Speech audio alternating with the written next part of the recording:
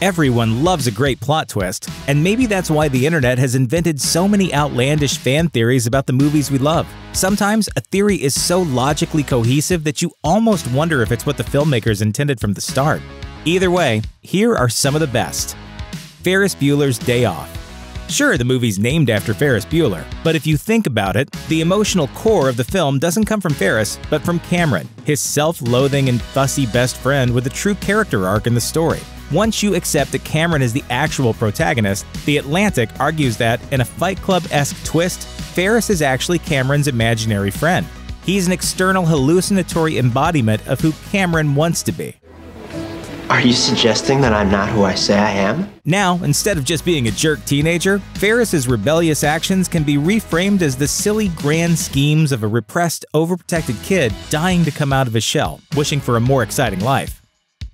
Titanic. According to Cinema Blend, Jack Dawson is actually a time traveler from the future who has jumped back to the year 1912 on a desperate mission. His goal? Depending on who you ask, he's either there to protect Rose or to make sure the Titanic sinks. Need evidence? For one, Jack's haircut and rucksack are both from the wrong eras.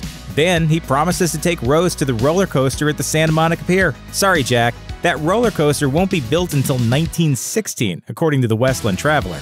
He also claims to have gone fishing on man-made Lake Wissota, which would be pretty hard to do since it didn't exist until 1917, according to the Chicago Tribune. Despite all these slip-ups though, Jack does seem to succeed in his mission, whatever it was. Iron Man 2. The plot of the first Iron Man sequel revolves around a giant science expo taking place in Queens, New York. Peter Parker would have been a wide-eyed, science-crazed little kid at that point, and considering that Queens is his neighborhood, you just know that he must have been begging Aunt May to let him go. Well, there's a popular internet theory that not only was Peter there, but we saw him. In Iron Man 2's climax, the expo gets attacked by robots. Suddenly, a brave kid wearing an Iron Man mask confronts one of the robots before being rescued by the real Iron Man. So, was it actually Peter behind the mask? The movies haven't referenced the moment yet, but this theory is only inches away from being confirmed. In an interview with Huffington Post, Spider-Man actor Tom Holland not only agreed with the theory, but claimed that he'd, quote, literally had a conversation with Kevin Feige only 20 minutes ago, where the Marvel producer had confirmed the theory as well. Home Alone. At first glance, the idea that the Home Alone protagonist grows up to be Jigsaw from the Saw films sounds ridiculous. But this theory, first proposed on Grantland, rings eerily true. The central concept here is that Jigsaw's propensity for elaborate violent traps began when he was a young boy, designing the same kind of elaborate traps to prevent burglars from robbing his family's home. There are creepy parallels between Jigsaw's traps and Kevin's traps, particularly the fact that they're nearly always triggered by the victims. Kevin's Home Alone inventions might have been played for laughs, but it's pointed out by Dr. Ryan St. Clair in an interview with The Week. A real version of those traps would have caused crippling injuries for the burglars. You guys give up, or you're thirsty for more? Those who don't appreciate life do not deserve life. James Bond.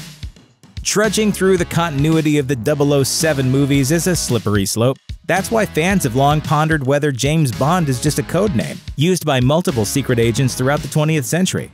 This would explain why the character's face, age, and personality seem to change every decade. Bond. James Bond. It would also explain why, even when James Bond changes, other characters have remained the same. It's generally believed that every 007 is brainwashed to believe that they are James Bond, erasing their former identity. Director Lee Tamahori lent his support to the theory, stating in an interview with About.com, "My idea was basically that there have been several Bonds. It's just a prefix and a code name. Even James Bond is not the guy's name." Star Wars.